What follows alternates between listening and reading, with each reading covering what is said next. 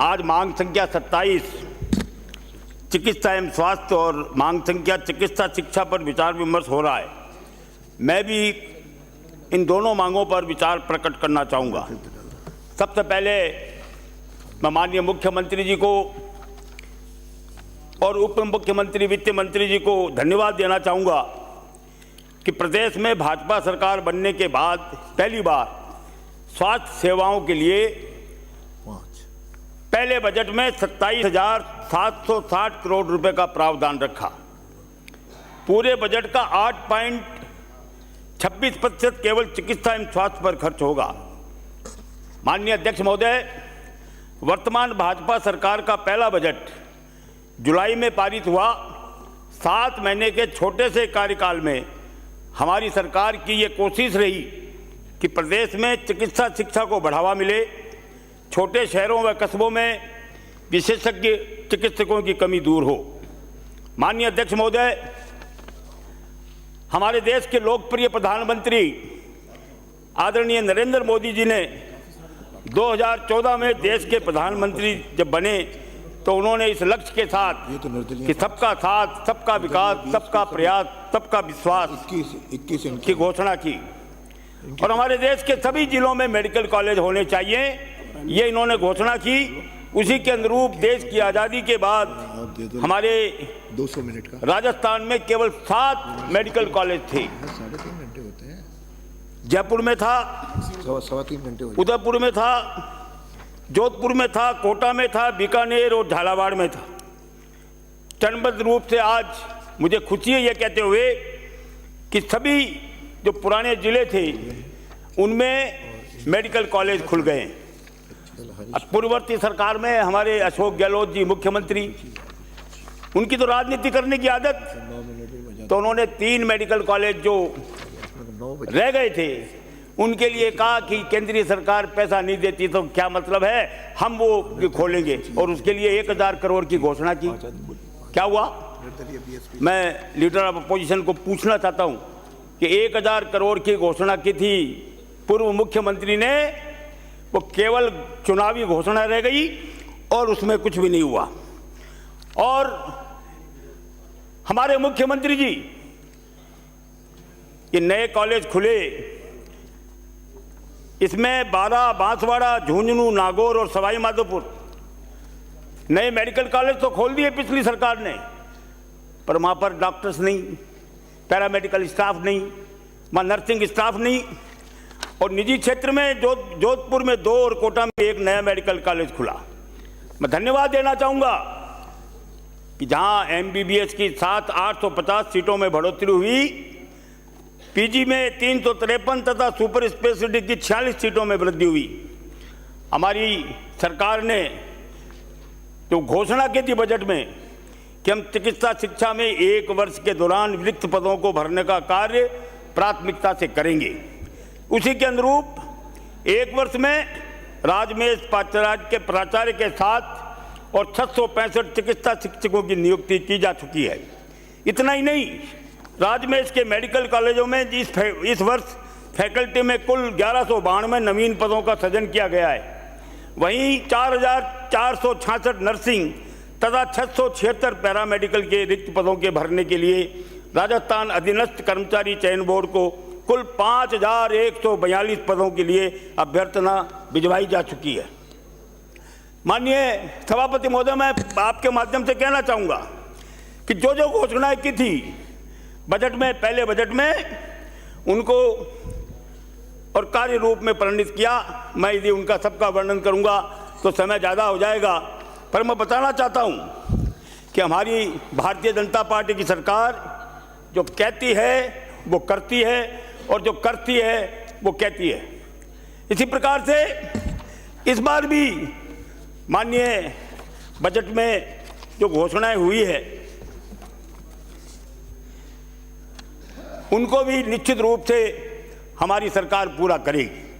माननीय सभापति महोदय, मैं आपके माध्यम से ये कहना चाहूँगा कि हमारे प्रदेश में करीब 3,000 छोटे बड़े सरकारी अस्पताल हैं, जिसमें 2500 से ज़्यादा अस्पताल छोटे जिलों में और दूर दराज के गाँव में हैं।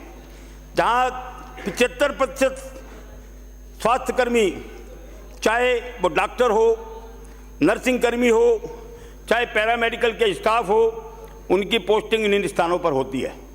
परंतु जहाँ उनकी पोस्टिंग होती है वहाँ मैं जाना नहीं चाहता। चाहे सरकार किसी भी दल की हो, अपनी राजनीतिक रसूखों के चलते बस शहरों में डेपुटेशन पर लग जाते हैं, और उसका परिणाम क्या होता है कि दूर दराज के गाँव में रहने वाला गरीब व्यक्ति यदि बीमार होता है तो या तो वो जिला अस्पताल में जाता है या संभागीय केंद्र पर जाता है, और यदि कोई बहुत ज़्यादा गंभीर बीमारी है तो वो राजस्थान की राजधानी जयपुर में इलाज कराने के लिए जयपुर में आता है। मैं आपके माध्यम से कहना चाहूँगा कि नए डॉक्टर्स की नियुक्ति हो तो कम से कम उससे बॉन्ड भरवाएं, 50 लाख का बॉन्ड भरवाएं, और उसको ये पाबंद करें, क्योंकि एक सरकार की नियुक्ति में सरकार का 30 से 35 लाख रुपया खर्चा होता है। उससे आप बॉन्ड भरवाएं कि उसको 5 साल तक दूर दराज के गांव में पहली पोस्टिंग के लिए जाना पड़ेगा, और यही शर्त पैरामेडिकल स्टाफ और नर्सिंग स्टाफ के लिए होनी चाहिए। मैं तो ये भी मांग करना चाहूँगा कि लोगों का समुचित इलाज हो, दूर दराज के गांवों में रहने वाले का इलाज हो। इसके लिए जैसे गुजरात में ट्रांसफ़र की पॉलिसी है, महाराष्ट्र में ट्रांसफ़र की पॉलिसी है, कई स्टेट्स में ट्रांसफ़र्स की पॉलिसी है, यहाँ पर भी यदि ट्रांसफ़र पॉलिसी कम से कम बाकी जगह की रहने दीजिए, पर लोगों को अच्छा इलाज मिले, इसके लिए डॉक्टर्स, नर्सिंग स्टाफ और पैरामेडिकल स्टाफ के लिए निश्चित रूप से ट्रांसफ़र पॉलिसी होनी चाहिए। और मैं एक बात और कहना चाहूँगा, कितना मज़ेदार बात है कि जो शहर में डॉक्टर लगता है उसको शहरी भत्ता देते हैं, हम मकान किराया देते हैं, ये गलत है। इनका भत्ता बंद करिए, और जो गाँव में पोस्टिंग देता है, जो डॉक्टर की पोस्टिंग होती है, उसको आप 15-20% अतिरिक्त दीजिए, इंसेंटिव दीजिए। और मेरे कई डॉक्टर मित्र हैं, उनसे बातचीत होती रहती है, तो वो ये कहते हैं कि साहब हम तो गांव में सर्विस कर लेंगे, पर हमारे बच्चे, क्योंकि गांव में अच्छे स्कूल नहीं है, तो वहाँ पढ़ेंगे कैसे। तो मैं ये भी मांग करना चाहूँगा आदरणीय स्वास्थ्य मंत्री जी कि जो जयपुर के अच्छे स्कूल हैं, जो संभागीय केंद्रों पर अच्छे स्कूल हैं, जो प्राइवेट स्कूल हैं, जैसे SMS स्कूल है, विद्याश्रम है, माहेश्वरी पब्लिक स्कूल है, निर्जा मोदी स्कूल है, तो इनमें प्राथमिकता के आधार पर इनके लिए, इनके बच्चों के लिए सीटों का आरक्षण हो, जिससे उनका यहाँ एडमिशन हो जाए और वो डॉक्टर निश्चिंत होकर के जहाँ उसकी पोस्टिंग है वहाँ अपना काम कर सके। एक बात मैं और कहना चाहूँगा, यह हमारे सरकार की, मैं आपको धन्यवाद देना चाहूँगा कि SMS हॉस्पिटल, वहाँ जो न्यूरोलॉजी का वार्ड है, वहाँ के 60 doctor Bhavna Sharma, TC Srivastava, doctor Dinesh Khandelwal, doctor Shailesh Dixit, doctor Rakesh Agarwal, doctor Kishore Kumar, doctor Deepak Jain और राहुल गुप्ता, इन्होंने खुद के पैसों से 7 लाख रुपए खर्च करके और 45 बेड का जो न्यूरोलॉजी का जो वार्ड है उसका रिनोवेशन कराया। और आज जब हम उस न्यूरोलॉजी के वार्ड में जाते हैं तो ऐसा लगता है कि जी निजी हॉस्पिटल के न्यूरोलॉजिकल वार्ड में आ गई। इसके लिए मैं आपके माध्यम से उन डॉक्टरों को धन्यवाद देना चाहूँगा, और मैं तो आपको ये कहूँगा कि उनको प्रशंसा पत्र दीजिए, जिससे बाकी डिपार्टमेंट्स में जो डॉक्टर्स हैं उनको भी इससे नसीहत मिले और वो भी इसके लिए काम करें। इसी प्रकार से राजस्थान देश का पहला राज्य है जहां हर जिला अस्पताल में लीवर क्लिनिक खोलने का आपने निर्णय किया है। 10 जगह ट्रायल चल रहा है, इलाज के साथ ट्रांसप्लांट भी होंगे। इसी प्रकार से जहां HIV पीड़ित महिलाओं की स्क्रीनिंग के साथ साथ VIA तकनीक से इलाज की सुविधा भी राजस्थान में प्रारंभ आपने कर दी है, इसके लिए भी आपको धन्यवाद। मैं केंद्रीय सरकार को इस बात के लिए भी धन्यवाद देना चाहूँगा कि मोदी जी के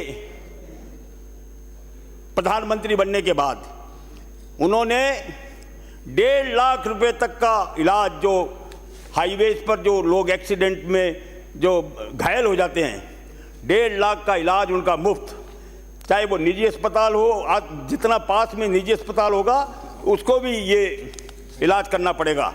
पायलट प्रोजेक्ट पहले चलाया था हरियाणा, पंजाब में और 6 राज्यों में, वो सफल हो गया और अब मुझे खुशी है कि वो पूरे देश में लागू होगा। तो राजस्थान में भी ये यदि लागू होगा और जो गोल्डन पीरियड होता है मरीजों का, वो इससे बच सकेंगे। इसी प्रकार से एसएमएस हॉस्पिटल हमारे राजस्थान का सबसे बड़ा हॉस्पिटल है, लगभग 15,000 की ओपीडी है यहाँ पर। परंतु हमने जब वसुंधरा जी राजस्थान की मुख्यमंत्री थी तो हमने एसएमएस हॉस्पिटल और ट्रॉमा सेंटर के बीच में अंडरपास बनवाया था। मैं आपसे चाहूँगा कि आप अपने जवाब में ये बताएं कि मेडिकल कॉलेज और एसएमएस हॉस्पिटल के बीच में जेलन मार्ग आता है और वहाँ आए दिन एक्सीडेंट होते हैं, रेजिडेंट डॉक्टर्स भी आते हैं, डॉक्टर्स भी आते हैं, मरीज भी आते हैं। तो इसके लिए अंडरपास एसएमएस मेडिकल कॉलेज और अपने हॉस्पिटल के बीच में होना चाहिए। इसी प्रकार से मेरी जो आर्किटेक्ट हैं अनूप भरतरिया जी, उनसे बातचीत हुई थी। उन्होंने कहा कि मैंने एक पूरा प्रोजेक्ट बना रखा है कि एसएमएस हॉस्पिटल में और रिंग रोड बन जाए, जिससे किसी को मान लीजिए धनवंतरी से इमरजेंसी जाना है तो वो मरीज ढूंढता रहता है कि कैसे जाऊं। यदि रिंग रोड होगा और जैसे होटल्स में इलेक्ट्रिक जो वैन चलती है उसी प्रकार से यदि वो चले तो मरीजों को और परिजनों को दूसरे स्थान पर जाने के लिए सुविधा रहेगी। एक बात मैं और कहना चाहूँगा, मैंने पहले भी कहा है कि आपने महाराजा कॉलेज की ज़मीन मांगी, उन्होंने मना कर दिया। या आपके सीएस और डीजी इन दोनों के बंगले, मुख्यमंत्री जी को कभी भी काम हो, किसी मंत्री को काम हो तो उनको वहाँ जाने में टाइम लगता है। तो मैं कहूँगा कि ये 2-2, 6-6 हज़ार गज में वर्ग गज में ये दोनों बंगले हैं, इनको आप खाली करवाइए और एसएमएस हॉस्पिटल को दीजिए और इनको मुख्यमंत्री जी के बगल में जो मंत्रियों के लिए आरक्षित हैं ऐसे बंगलों में इनको शिफ्ट कीजिए, जिससे कि वो कभी भी सरकार का काम पड़ता रहता है तो वो वहाँ ठीक रहेगा। सीएस और डीजी के बंगले वहीं बनाइए और ये जो जगह हैं वो खाली करवाइए। एक बात मैं और कहना चाहूँगा, एसएमएस हॉस्पिटल है, हाँ करवा लो खाली, वो तो अपनी सरकार के लोग हैं। कि ये एसएमएस हॉस्पिटल का निर्माण 1936 में हुआ था। आज कभी फॉल सीलिंग गिरती है, कभी चूना गिरता है। हमने इसका सर्वे कराया था एमएनआईटी से और एमएनआईटी ने इस बिल्डिंग को 88 साल हो गए जर्जर घोषित कर रखा है। एक साथ तो हम पूरी बिल्डिंग को डिमोलिश नहीं कर सकते, परंतु मैं ये चाहूँगा कि आप इसको एक एक जो इसका हिस्सा है इसको डिमोलिश करके और यदि इसका रिनोवेशन होगा, क्योंकि कभी भी कोई बड़ा हादसा हो गया तो जैसे अभी कुंभ में हादसा हुआ ने तो विपक्षी दलों को मौका मिल जाएगा। इसलिए मैं आपसे अनुरोध करना चाहूँगा कि उत्तर भारत का सबसे बड़ा हॉस्पिटल है, इसलिए एक एक विंग का रिनोवेशन कराने के लिए आप फंड रिलीज करें और इसका रिनोवेट करवाएं। माननीय सभापति महोदय, मैं आपके माध्यम से ये भी कहना चाहूँगा कि एसएमएस हॉस्पिटल 15,000 की ओपीडी जब वसुंधरा जी की सरकार थी तो हमने जयपुर के चारों ओर, जयपुर के पश्चिम में कांवटिया हॉस्पिटल, जयपुर के उत्तर में गणगौरी हॉस्पिटल, जयपुर के पूर्व में सैटेलाइट हॉस्पिटल सेठी कॉलोनी और जयपुर के दक्षिण में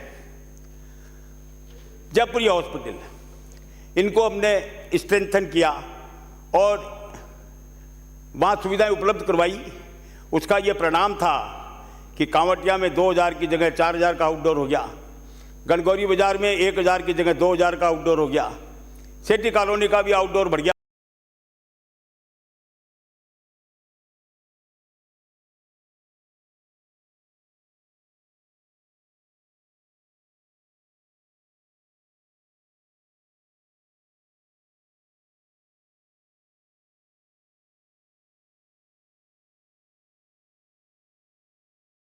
सुविधा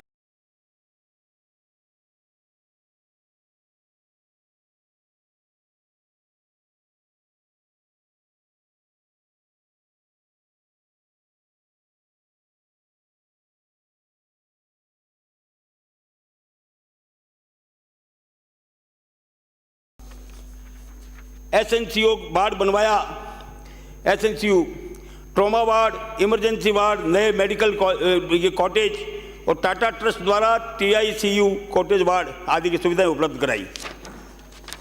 तो पर हुआ क्या, जो पिछली सरकार थी, हमारे तत्कालीन जो मंत्री थे, उन्होंने एक साथ वहाँ से अधिशेष बता करके 27 डॉक्टर्स को हटा दिया। 11 डॉक्टर जो प्रतिनियुक्ति में लगे हुए थे उनको हटा दिया। और आज वहाँ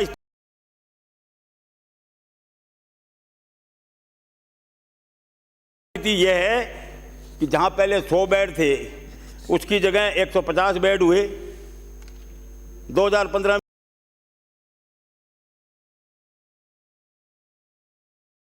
2013 में 100 बेड थे, 2015 में 150 बेड हुए और 2017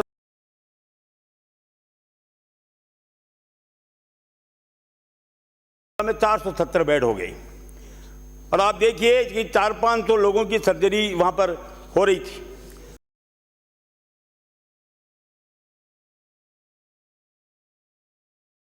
महिलाओं की 250 से 300 की संख्या में डिलीवरियां हो रही थी। और जो आईपीडी में ऑक्यूपेंसी थी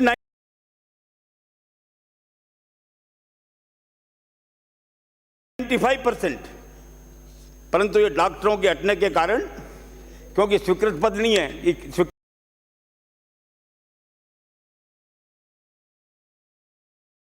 पद केवल 48 है। आपने इस बार बजट में घोषणा की है कि 750 नए चिकित्सक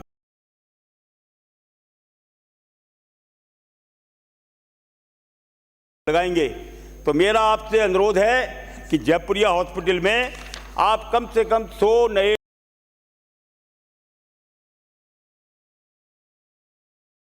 डॉक्टरों के पद स्वीकृत करें और वहां 100 डॉक्टर नए लगाएं। इसी प्रकार से पैरामेडिकल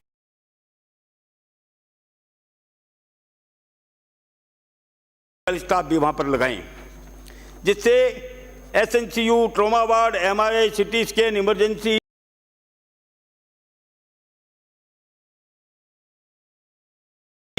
का नया वार्ड, ये सब जो स्टाफ की कमी के कारण बंद हैं वो चालू हो सके।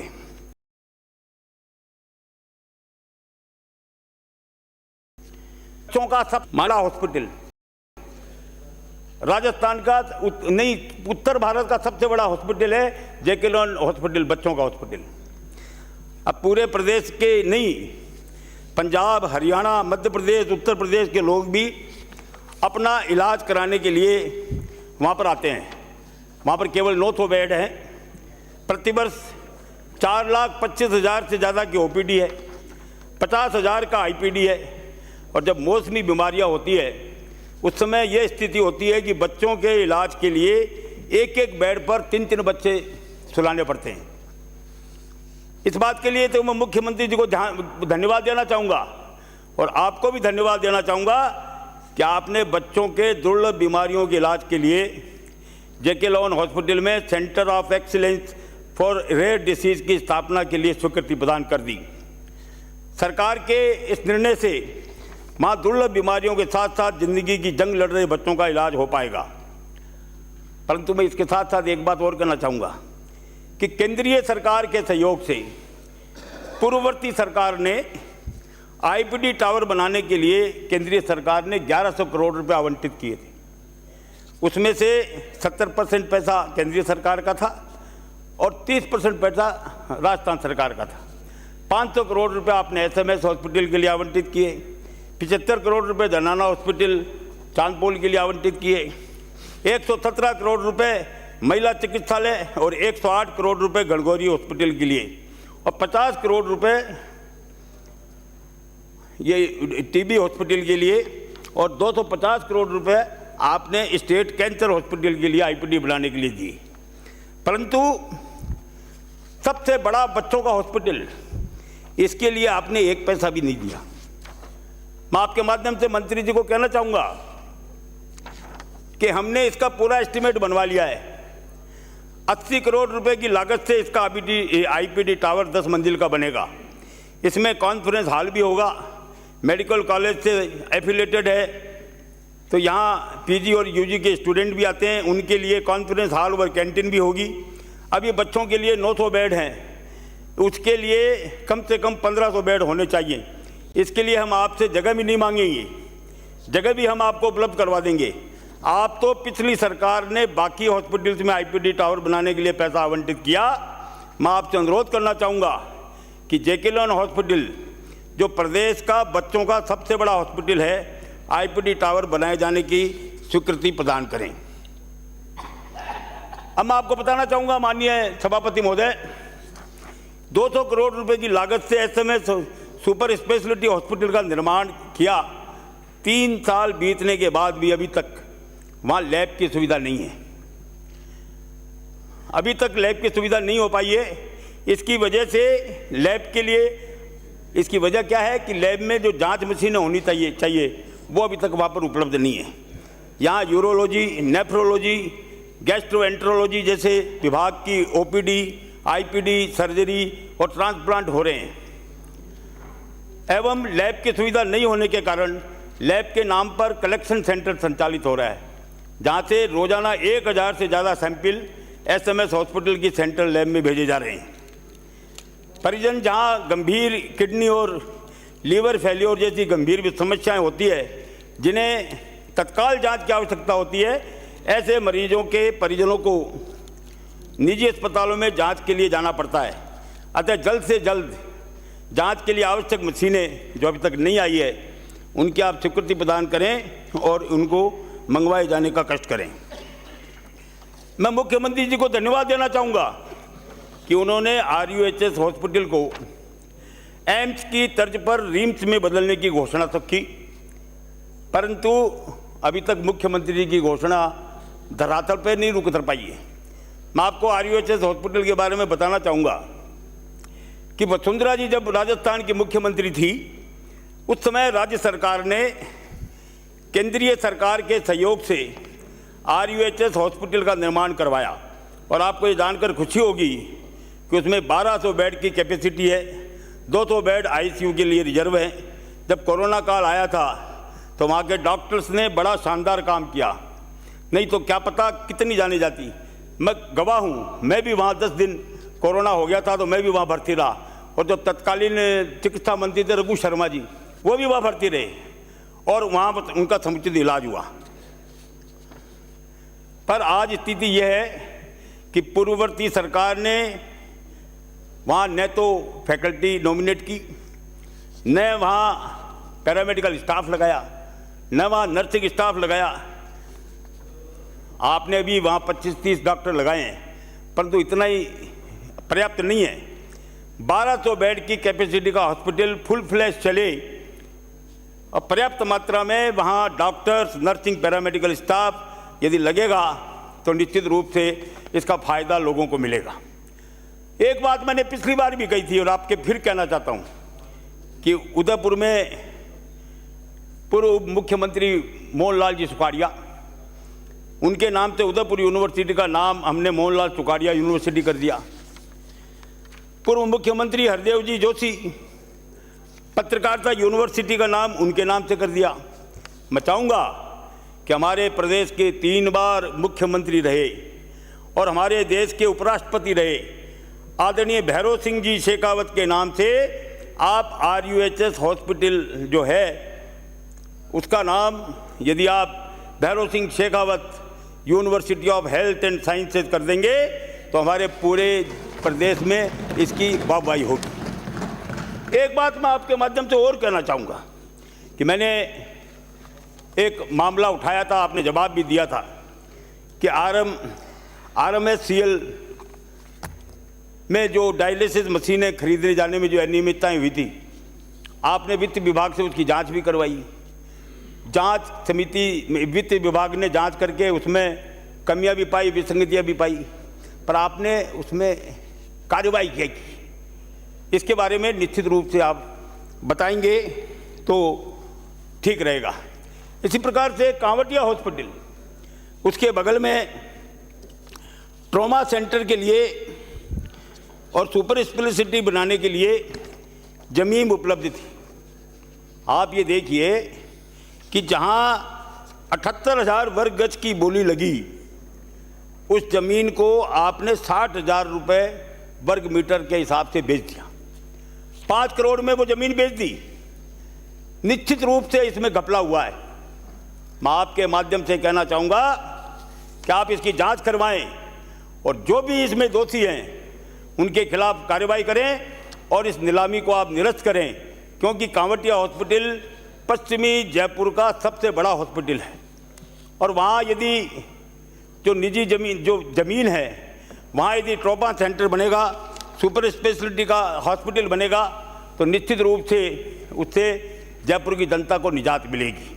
इसलिए मैं आपसे अनुरोध करना चाहूँगा कि उस नीलामी को कैंसिल करें और उस नीलामी में जो घपला हुआ है, जो घोटाला हुआ है, ऐसे अधिकारियों को चिन्हित करके एक जांच कमेटी बिठाइए और जांच करके जो भी दोषी हैं उनके खिलाफ कड़ी से कड़ी कार्रवाई करने की कृपा करें।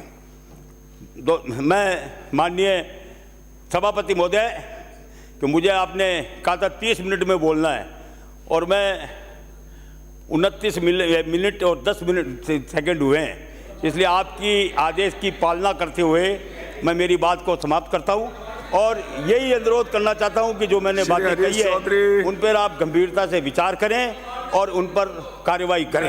धन्यवाद। जय भारत। धन्यवाद।